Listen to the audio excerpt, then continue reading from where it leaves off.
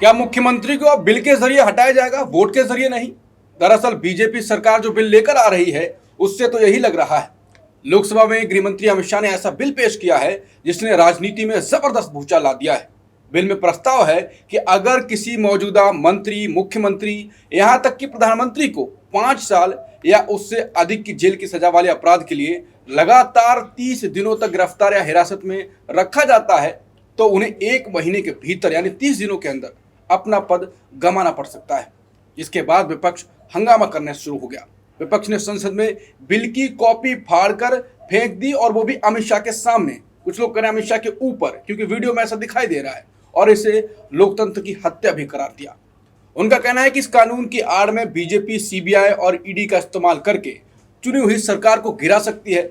विपक्ष हंगामा इसलिए कर रहा है क्योंकि केंद्रीय एजेंसियां विपक्षी नेताओं पर आरोप लगाकर उन्हें सालों साल जेल में बंद करती रही हैं और बाद में सबूत ही नहीं मिले कह के एजेंसी केस बंद कर देती है। ऐसे तो किसी भी विपक्षी सरकार को आसानी से गिराया जा सकता है। यानी अब वोट से नहीं, बिल से बीजेपी सरकार चलाएगी। वहीं सरकार के समर्थक कह रहे हैं कि कितना ऐतिहासिक बिल है, पीएम, सीएम, मंत्री सब बराबर, किसी के साथ कोई भेदभाव नहीं। लेकिन सवाल यही है, क्या यह बिल सचमुच भ्रष्ट नेताओं पर नकेल कसने का हथियार है या विपक्ष को खत्म करने का एक नया खेल शुरू हो गया है? अब बेबाक मुकेश में करेंगे इसी सच का सामना और अंत में बड़ा सवाल यही रहेगा, लोकतंत्र जिंदा रहेगा या बिल की गिरफ्त में चला जाएगा। नमस्कार, मैं हूं अंकुर और आप देख रहे हैं सत्य हिंदी का खास शो बेबाक मुकेश। मुकेश जी, ये बिल और विपक्ष का हंगामा, विपक्ष वैसे भी आज तक जो हुआ है 1-2 केसेस को अगर छोड़ दें तो जो एजेंसियां जब जाती हैं तो कुछ ना कुछ तो किया होता है। इतना विपक्ष हंगामा क्यों कर रहा है? चर्चा कर ले पहले।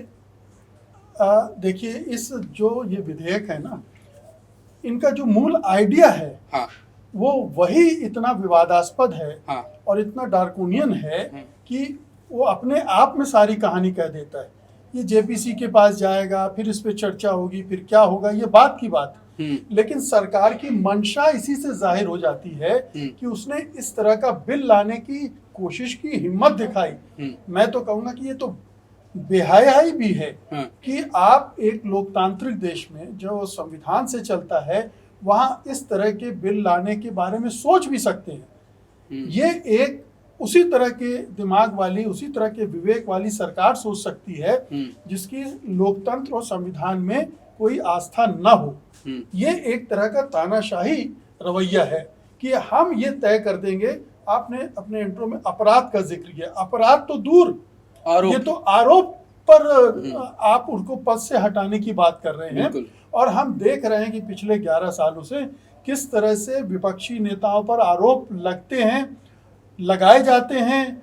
ईडी, सीबीआई, इनकम टैक्स वगैरह कार्रवाइयां करती हैं और नेताओं को जेल भेजा जाता है, उन्हें कुर्सी से बेदखल करने की कोशिश होती रही है।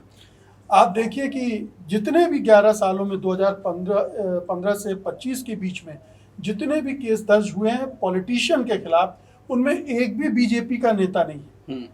और कन्विक्शन रेट क्या है? 1% से भी कम है, 1% के आसपास है। तो अगर आप ये देखें कि इस सरकार ने किस तरह से विपक्षी दलों के साथ किया है और फिर आप संसद के अंदर जब ये बिल पेश किए गए उनका गुस्सा देखें तो आपको कोई आश्चर्य नहीं हो सकता। उसमें बिल्कुल साफ था कि विपक्षी दल इससे बहुत विचलित हैं, उत्तेजित हैं, और इसीलिए एक नहीं कई सांसदों ने बिल फाड़े। कभी कभी एक आध सांसद होता है कि गुस्से में आकर बिल फाड़ा और फेंक दिया, लेकिन यहाँ केसी वेणुगोपाल ने भी फाड़ा, धर्मेंद्र यादव ने भी फाड़ा। तो इस तरह से, और नौबत यहाँ तक आ गई कि उनके बीच धींगा मुश्ती होने वाली थी। टीएमसी की एक सांसद ने तो आरोप लगाया बीजेपी के नेताओं पर कि उन्होंने उन पर हमला भी किया है। ये बता रहा है कि इसकी वजह से कितने तनाव की स्थिति सदन के अंदर बनी है। आप कह रहे हैं कि क्या दिक्कत है? दिक्कत है क्योंकि इस सरकार की जो नीयत है उसको लेकर अब कोई संदेह नहीं रह गया है कि वो किस तरह से लगातार कानूनों को बदल बदल कर इस्तेमाल कर रही है। आप पीएमएलए के कानून में जो संशोधन करके उसने उसका इस्तेमाल किया है उसके उदाहरण देख लीजिए। तो जब इस तरह का कोई काला कानून लाया जाता है तो जाहिर है कि उसका इस्तेमाल कौन करेगा? वो करेगा जिसके पास ताकत है, सत्ता है, जिसके पास एजेंसियां हैं। विपक्ष के पास एजेंसियां नहीं है। विपक्ष तो कोई, आपने प्रधानमंत्री का नाम उसमें रख दिया है, आप बताएं प्रधानमंत्री को गिरफ्तार करने कौन जाएगा? एक प्रधानमंत्री के खिलाफ कोई केस भी दर्ज किया जाएगा क्या? नहीं किया जाएगा। तो प्रधानमंत्री या केंद्रीय मंत्रिमंडल या बीजेपी के मुख्यमंत्रियों पर गाज नहीं गिरने वाली इसकी। गिरेगी तो ममता बनर्जी पर गिरेगी, स्टालिन पर गिरेगी, जो विपक्षी और उन एनडीए के घटकों के मुख्यमंत्रियों पर भी गिरेगी जो इधर से उधर जाने की कोशिश करेंगे। जो हटने की कोशिश करेगा उसके खिलाफ ये इस्तेमाल होगा। तो ये एक पॉलिटिकल टूल है, पॉलिटिकल हथियार है, जिससे विपक्ष को नियंत्रित करने की, उसको परेशान, हताश करने की कोशिश की जाएगी। देखिए, एक तरफ सरकार फंसी हुई है वोट चोरी के आरोपों से। बहुत ही गंभीर किस्म के आरोप लग रहे हैं, पूरे देश भर में एक माहौल बन रहा है।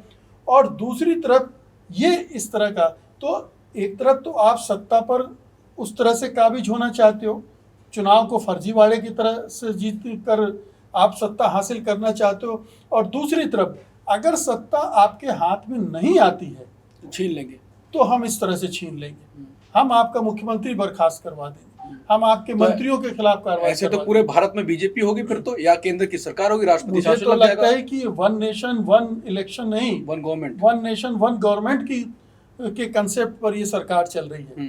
One leader one nation one government, ये कंसेप्ट इस पे और मुहर लग जाती है। विपक्ष ये भी कह रहा है कि एसआईआर का जो मुद्दा विपक्ष लगातार उठा रहा था, उससे मोदी सरकार बैकफुट पर थी, तो उन्होंने ध्यान भटकाने के लिए ये लेकर आए। लेकिन अब ये लेकर आए, अब राहुल गांधी जो यात्रा कर रहे हैं वो और बताएंगे कि आपकी चुनी हुई सरकार को ऐसे बीजेपी कभी भी हटा देगी, तो ये भी मुद्दा उल्टा नहीं पड़ जाएगा इनके खिलाफ? आप ठीक कह रहे हैं, ये विनाश काले विपरीत बुद्धि जो कहते हैं ना, हाँ, लगातार ये लगभग वही है। हाँ, क्योंकि आप एक जगह फंसे हुए हो, अब इसका रिजल्ट क्या होगा? जो अपोजिशन पार्टीज में क्रेक्स थे पहले थे, उसको वोट चोरी की वजह से काफी एकजुट हुए। अब ये और एक ऐसा मामला आ गया है जहां पर विपक्ष को एक होना पड़ेगा, और ये एक ऐसा मामला है जो उसके सहयोगी दल हैं, ये बिल्कुल उनको भी सोचना पड़ेगा। हाँ, कि यार ये तो हमारे खिलाफ भी इस्तेमाल हो सकता है, बिल्कुल हमको भी फंसा सकता है, तो वो अब मौके की तलाश में रहेंगे। हाँ, चंद्रबाबू नायडू को सोचना पड़ेगा। नीतीश कुमार अगर जीतते हैं, बिहार संभावना कम है और उनके मुख्यमंत्री बनने की संभावना तो और भी कम है, लेकिन उनके लिए भी ये खतरे की घंटी है कि अगर सरकार जब चाहे मन चाहे उनको, अगर उनके हिसाब से नहीं चलेंगे तो उनको भी बर्खास्त कर दिया जाएगा। उन पर भी कोई आरोप लगाकर 30 दिन के लिए जेल में डाला, पद से हटाया, खेल हो गया। तो सरकार तोड़ने फोड़ने का जो खेल हम पिछले 10-11 सालों में देखते रहे हैं कि कैसे गवर्नर का इस्तेमाल करके या विधानसभा अध्यक्ष का इस्तेमाल करके या साम दाम दंड भेद के जरिए एजेंसी बल का इस्तेमाल करके आप कई सरकारें गिराकर अपनी सरकार बनाते रहे हैं, वैसे ही ये भी एक और उनके पास हथियार होगा जिसके बल पर ये करेंगे। आखिरी सवाल, आपने कहा कि एसआईआर पर तो ये बात चली और ये कई सोर्सेस ने भी बताया कि उनके नेताओं ने हमें बताया, एनडीए के नेताओं ने, कि हम भी नहीं चाहते हैं कि जो राहुल गांधी और विपक्ष कर रहा है उसके लिए शुक्रिया उनका, क्योंकि बीजेपी जो चुनाव आयोग का इस्तेमाल कर रही है उससे हमको भी डर है। वो डर के साथ अभी भी साथ हैं, पीछे बोले, सामने आके नहीं बोले। अब ये सामने आकर बोल चुके हैं। नितिन गडकरी का बाइट मौजूद है जिसमें वो कह रहे हैं कि मेरी कंस्टिट्यूंसी से 3 लाख वोटर काट दिए गए और उनमें मेरे अपने वोटर थे। तो नितिन गडकरी की कंस्टिट्यूंसी से वोटर हटाने की क्या जरूरत थी? गडकरी का तो फिर किससे बात करेंगे तो फिर अलग एक डिबेट हो जाएगी, उनके मुद्दे अलग रहते हैं। सहयोगी पार्टी जैसे नीतीश कुमार, चंद्रबाबू नायडू, और अब ये बिल आ गया, जैसे कि आपने कहा कि सहयोगी दल भी डरेंगे। अब तो अब डरते ही रहेंगे, इसके खिलाफ भी नहीं बोलेंगे, पीछे बुराई करते रहेंगे, सामने नहीं आएंगे। नहीं, वो तुरंत सामने नहीं आएंगे, लेकिन वो अब मौके की तलाश में रहेंगे। अब वो इंतजार करेंगे कि कब ऐसा मौका आए जब इस सरकार को डिच कर दे। देखिए, अभी चूंकि ये सरकार है और एक डर उनके सिर पर है कि अगर हमारे हटने से सरकार न गिरी, किसी तरह से जोड़ तोड़ के बनी रही, कोई दूसरे उपाय से बनी रही, तो हमको सबसे पहले वो निपटाएगी। और चंद्रबाबू नायडू के खिलाफ काफी मामले भी हैं, वो जेल भी रह चुके हैं। बिल्कुल। जगन रेड्डी के साथ भी यही है। तो ये स्थितियां हैं, इसको वो कैलकुलेट कर रहे होंगे। लेकिन अगर वो उनके दिमाग में ये होगा कि हम 3 साल बाद विड्रॉ करेंगे, तो अब उनके दिमाग में ये होगा कि अब हमें उसको थोड़ा सा प्रीपोन करना पड़ेगा, अपना सरकार से बाहर निकलने का की जो टाइमिंग है वो उस पर दोबारा से सोचेंगे कि ये अगर चीज़ें बढ़ती हैं, वोट चोरी का इशू नेशनल इशू बन जाता है और ये उसमें ऐड हो जाता है, तो फिर उनके लिए ये सोचने के विवश होंगे वो सब। बिल्कुल। अब लगातार जो 2 मुद्दे ऐसे चल रहे हैं, अभी ये बिल आ गया है, इससे पहले SIR, और दोनों विपक्ष तो परेशान है ही, साथ ही साथ एनडीए भी परेशान है। ऐसी बातें लगातार सामने आ रही हैं। अब ऐसा क्यों हो रहा है कि एनडीए के सहयोगी जो बीजेपी के सहयोगी हैं वो परेशान होते हैं? कोई तीसरा मुद्दा आ गया तो बीजेपी, जैसे कि मुकेश जी ने कहा कि विनाशकाले विपरीत बुद्धि, क्या कुछ ऐसा चल रहा है? और अगर बीजेपी के साथियों ने अभी भी साथ दिया तो फिर जो विपक्ष को खत्म करने के लिए अगर औजार जो सरकार लेके आ रही है, हो सकता है उनको भी खत्म कर दे। अब देखते हैं कि इस बिल को लेकर कैसे हंगामा होता है, विपक्ष क्या करता है। जो भी होगा हम नजर बनाए रखेंगे, आपके सामने लाते रहेंगे। तब तक के लिए नमस्कार। और सत्य हिंदी का फिर से वही बात कि ऐप डाउनलोड करें, वो इसलिए क्योंकि आप जाएंगे, गूगल करेंगे, पता करेंगे कोई खबर आई है, एक जगह जाइए, टीवी देखेंगे, टीवी पे मेन खबर नहीं दिखाएंगे आपको। मेन खबर आपको अपने लिए अगर देखनी है, सत्य हिंदी का ऐप डाउनलोड कर लें। नमस्कार। सब्सक्राइब बाद में कर लीजिएगा।